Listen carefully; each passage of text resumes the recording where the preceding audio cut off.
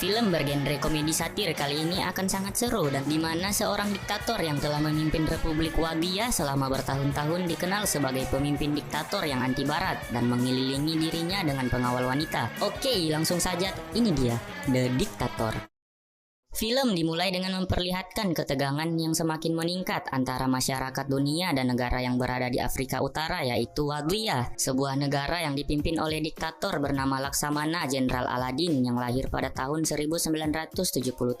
Aladdin merupakan anak tunggal dari seorang kolonel diktator yang sangat kejam dan bengis, terlihat di mana dia menembak seorang badut yang dianggapnya tidak lucu. Dan saat Aladdin memimpin negara Wadiyah, dia memiliki 30 penjaga wanita yang masih perawan. Berkuasa sedari umur 7 tahun membuatnya menjadi seorang yang paling berbahaya di dunia. Dengan kekuasaan yang dimilikinya, dia bisa berbuat apa saja. Terlihat saat ketika Aladdin menyelenggarakan olimpiade yang dibuatnya sendiri. Dan karena kekuasaan yang dimilikinya, hanya dia sendiri yang bisa menang dan mendapatkan medali emas. Aladdin juga merubah lebih dari 300 kata di kamus Wadiyah menjadi Aladdin, termasuk kata positif dan juga negatif yang membuat kekacauan massal. You are HIV, Aladdin?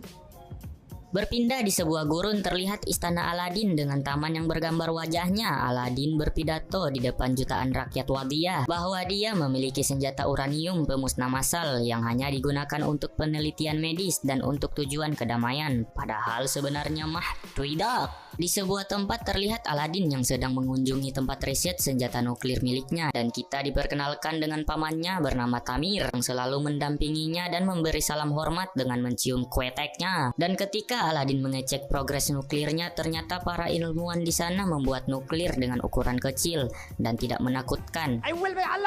Dengan kesal, Aladdin pun mencari kepala ilmuwannya bernama Nadal. Akan tetapi kepala ilmuwan itu ternyata sudah dieksekusinya 2 tahun lalu karena berdebat tentang bentuk nuklir yang bulat pada bagian ujungnya. Padahal itu sudah sesuai standar. Tetapi Aladdin yang sering menonton kartun meminta ujungnya diubah menjadi runcing karena menurutnya jika ujungnya bulat maka nuklir yang dikirimkan akan memantul lagi ke Wadiyah.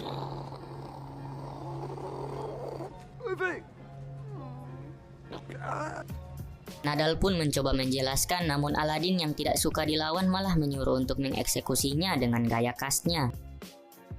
Kemudian saat kembali ke istananya, saat baru turun dari mobil, salah satu pelayannya menembak Aladdin tepat di kepalanya.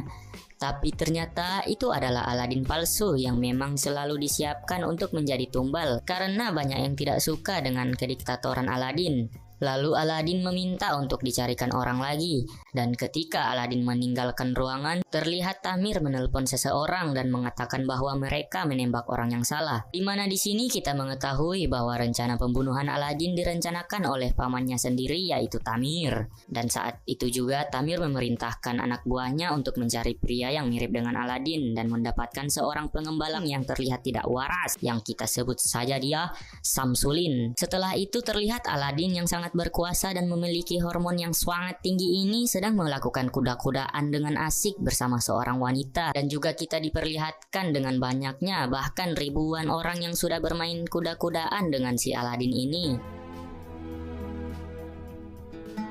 Kemudian terlihat berita yang menggambarkan bahwa NATO akan menyerang Wadiyah kecuali Aladdin setuju dan mau datang ke PBB untuk klarifikasi terkait nuklir yang dibuatnya. Aladdin yang tidak takut itu pun mengumpulkan para jenderalnya dan mengatakan bahwa mereka akan datang ke Amerika. Di mana Aladdin menaiki unta yang tidak tahu bagaimana cara dia membawanya dan yang pasti dilindungi oleh 30 penjaga wanitanya. The birthplace of AIDS. Amerika. Malamnya saat berada di hotel, Aladdin yang sedang tidur didatangi oleh seorang yang menyelinap masuk dan menculiknya. Dan ternyata orang itu adalah Clayton yang merupakan kepala keamanan tambahan di Amerika yang bertugas menjaga Aladdin. Clayton mengatakan bahwa dia telah dibayar untuk menculik dan menyiksa Aladdin dengan sebuah alat. Clayton memotong dan juga membakar jenggot Aladdin agar nanti tidak ada yang dapat mengenalinya.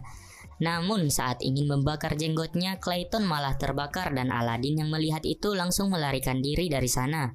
Setelah kabur dari sana, Aladdin pun memalak seorang gelandangan di sana dan bergegas ke gedung PBB untuk melakukan pidato.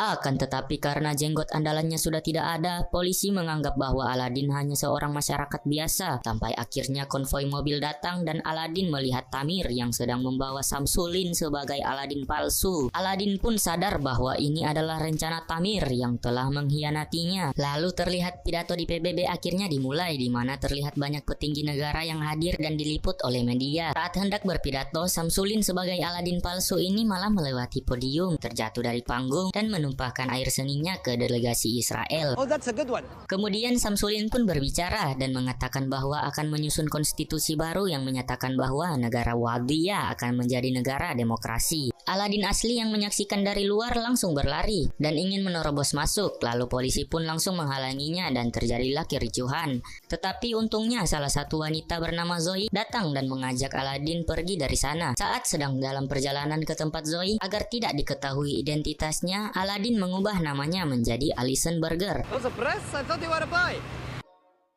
Sesampainya di tempat Zoe, Aladin yang suka menindas itu menghina kedua karyawan di sana. Dan dengan tegas Zoe mengatakan jika Aladin tidak boleh berucap seperti itu. Namun Aladin yang tidak peduli, dia juga menghina Zoe karena bulu kueteknya yang terlalu lebat dan pergi dari sana. Malam harinya Aladin berusaha kembali ke hotelnya, tetapi malah diusir oleh polisi. Secara tidak sengaja Aladin melihat Nadal yang sedang bekerja di sebuah toko Apple Store. Aladin pun mengikuti Nadal yang sudah selesai bekerja dan masuk ke sebuah restoran. Dan ternyata restoran itu adalah restoran bagi mereka yang tidak menyukai Aladin. Aladin pun merasa heran melihat semua orang yang dieksekusinya berada di sana, termasuk sapi yang dieksekusinya pun diingat. Emang ada-ada aja nih Aladin motherfucker. Tak lama kemudian seseorang menanyakan namanya, dan karena Aladin mengada-ngada namanya, dia pun hampir ketahuan dan ingin dibunuh. Untungnya ada Nadal yang datang dan berpura-pura mengakui Aladin sebagai sepupunya. This is my cousin. I see you have all met him. He's very simple and backwards. I'm sorry. Aladin yang heran pun menanyakan kepada Nadal kenapa ia bisa berada di sini. Lalu Nadal pun menjelaskan bahwa semua orang yang pernah dieksekusi Aladin sebenarnya tidak benar-benar dieksekusi, melainkan mereka membuat perkumpulan Wadiyah kecil di New York. Kemudian Aladin meminta bantuan kepada Nadal untuk membantunya merebut kembali kekuasaannya. Lalu mereka pun membuat kesepakatan. Nadal mau membantu Aladin dengan syarat dia harus dikembalikan dan menjadi kepala riset nuklir, dan bentuk ujung roketnya sesuai dengan keinginan Nadal, yaitu berbentuk bulat bukan runcing, dan dengan terpaksa akhirnya Aladin pun menyetujuinya. Scene berpindah dan memperlihatkan konversi pers di mana Tamir yang sedang berbicara tentang konstitusi baru yang dalam 3 hari lagi akan ditandatangani. Di luar gedung terlihat Aladin dan Nadal yang sedang mencari celah agar bisa masuk, dan kemudian Aladin melihat Zoe yang bisa keluar masuk karena dipercayakan untuk menyediakan makanan. Melihat itu Nadal pun menyuruh Aladin untuk bekerja untuk Zoe agar bisa masuk dan menggagalkan rencana Tamir untuk merubah Wadiyah. Aladin pun kembali ke tempat Zoe dan meminta maaf kepada Zoe karena telah menghinanya dan kedua karyawannya. Lalu Aladin juga menerima tawaran pekerjaan yang ditawarkan Zoe waktu itu. Kemudian Aladin pun mulai bekerja dengan menjadi kasir, membersihkan tempat toilet, dan membuang sampah, dan... Clean up on aisle 4. Kemudian Aladin mendapatkan pesan dari Nadal yang menemukan jalan untuk masuk ke dalam gedung. Mereka berencana untuk mencari titik lemah gedung dari atas. Aladin dan Nadal pun berpura-pura menjadi wisatawan yang akan menjalani tur dengan helikopter, sehingga mereka bisa melihat keadaan gedung dari atas. Di sana juga ada 2 wisatawan lainnya. Nadal dan Aladin berbicara menggunakan bahasa Wadiyah. Mereka membahas tentang mobil favorit Aladin, Empire State, dan juga patung Liberty. Tetapi karena mereka menyebutkan angka 911 dan suara ledakan dan penyangga punggung yang mirip rompi bom bunuh diri. Karena salah paham, kedua wisatawan itu pun berteriak ketakutan dan melaporkan mereka ke polisi yang membuat mereka ditahan. Beruntungnya lagi di sini Aladin diselamatkan oleh Zoe. Zoe memarahi polisi itu karena telah menangkap orang yang salah, dan karena melihat hal itu Aladin pun mulai menyukai Zoe. Lalu mereka pun pergi dan meninggalkan Nadal yang masih ditahan di sana. Berita penangkapan mereka itu pun disiarkan di media dan dilihat oleh Tamir yang mengira Aladin telah almarhum. Tamir pun memerintahkan Etrasi untuk membunuh Aladin. Sebagai rasa terima kasih, Aladin pun memberikan hadiah kepada Zoe dengan mempersilahkan Zoe untuk mengendarai kuda lumpingnya. Zoe yang yang terkejut pun menolaknya dan menyarankan Aladin untuk melakukannya sendirian. Ya, kalian tahu kan apa maksudnya? Dan karena Aladin tidak tahu caranya untuk melakukan sendiri, Zoe pun mengajari Aladin tutorialnya dari luar kamar. Awalnya Aladin menganggap itu adalah hal yang konyol. Namun ketika dia mencobanya, betapa terkejutnya Aladin rasakan sensasinya, dan saking bahagianya dia melayang-layang seperti burung di angkasa. Setelah itu Aladin dengan sumringah memberitahu kepada semua orang kalau dia telah selesai melayang-layang. Kemudian saat malam hari, Aladin yang menginap di tempat Zoe menelpon Nadal dan memberitahu kejadian langka yang baru didapatkannya. Lalu terdengar suara dari dalam toko yang membuat Aladin bangun dan memeriksanya. Dan ternyata itu adalah Etra, si pepaya jumbo yang datang dan langsung menyerangnya menggunakan pepaya jumbonya.